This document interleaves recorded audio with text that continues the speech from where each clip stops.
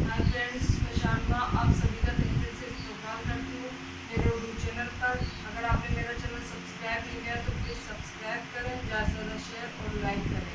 आज मैं आपको उर्दू पढ़ाने जा रही हूँ। उर्दू का बहुत ही आसान तरीका, ये सभी कॉम्पिटिशन एग्जाम में आएगा, चाहे वो रीड हो, चाहे वो फर्स्ट ग्रेड हो, चाहे वो सेकेंड ग्रेड हो, वो सभी में। तो चलिए आज के टॉपिक की शुरुआत करते हैं। आज का टॉपिक है कवायद। कवायद को इंग्लिश में क्या बोलते हैं? ग्रामर बोलते हैं। उसी तरह हिंदी में क्या बोलते हैं? व्याकरण बोलते हैं। और उर्दू में क्या बोलते हैं? कवायद बोलते हैं। कवायद अगर मैं पूछूं किसकी जमा है तो आप बता सकते हैं कायदे की। कवायद किसकी जमा है? कायदे की। उसके मानी होते हैं तरतीब व उसूल के। तरतीब व उसूल की पाबंदी के साथ किसी भी जबान को सही से बोलना, लिखना व समझना आ जाए उसे क्या कहते हैं? कवायद कहते हैं। तो आप जान लेंगे कवायद किससे कहते हैं। कवायद किससे बना कर मैं पूछूं तो आप बता सकते हैं ना, कायदे से। और इसके मानी क्या होते हैं तो आप बता देंगे तरतीब व उसूल के। और अगर मैं पूछूं इसकी तारीफ क्या होती है, कवायद कहते किसे हैं, तो आप बताएंगे तरतीब व उसूल की पाबंदी के साथ कोई भी ज़बान सही से बोलना, पढ़ना, लिखना आ जाए उसे क्या कहते हैं? कवायद कहते हैं। यहाँ पर कवायद उर्दू को कहेंगे। और वैसे अगर इंग्लिश है, हिंदी है, उसमें ये बता देंगे कि कोई भी ज़बान है पढ़ना लिखना ये आ जाए वो क्या कहलाती है? कवायद कहलाती है। अब देखिए यहाँ पर कवायद कितने हिस्सों में तकसीम किया है कवायद को, तो आप बता देंगे 5 हिस्सों में। इसमें फर्स्ट आएगा इल्म हिज्जा, सेकंड आएगा इल्म सर्फ, थर्ड आएगा इल्म नहू, फोर आएगा इल्म बयान और 5 आएगा इल्म उरूज। अब आप बता देंगे इल्म हिज्जा किसे कहते हैं। तो जैसा कि इसके नाम से जाहिर हो रहा है, हरूफों को अलग अलग करने के क्या होते हैं? इल्म हिज्जा कहलाते हैं। और इनको क्या कहते हैं? हरूफ तहज्जी भी कहते हैं। अब हिज्जा, हिज्जे का मतलब अलग अलग करके अलिफ से लेके ये तक के जो हरूफ होते हैं उनको कहते हैं तहज्जी कहते हैं, हरूफ तहज्जी।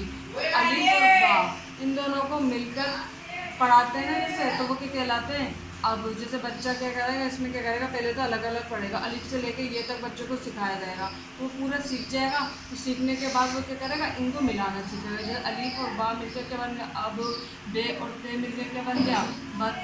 इस तरह से इन दोनों का इल्म हो जाएगा, वो क्या कहलाएगा? इल्म हिज्जा। अब इनमें सर्फ किधर जाएंगे। इनमें सर्फ किसे कहते हैं? लफ्ज़ अल्फाज की शनाख्त व बनावट बताई जाती है उसे क्या कहते हैं?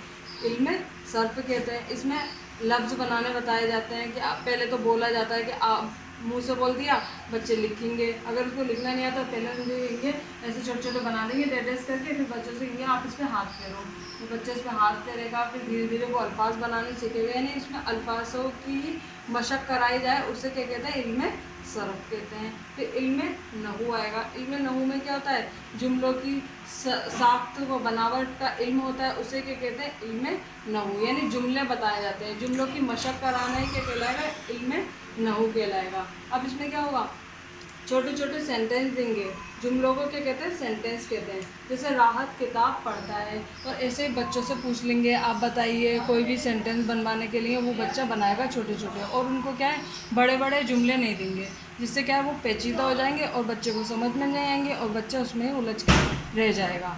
इल्म बयान।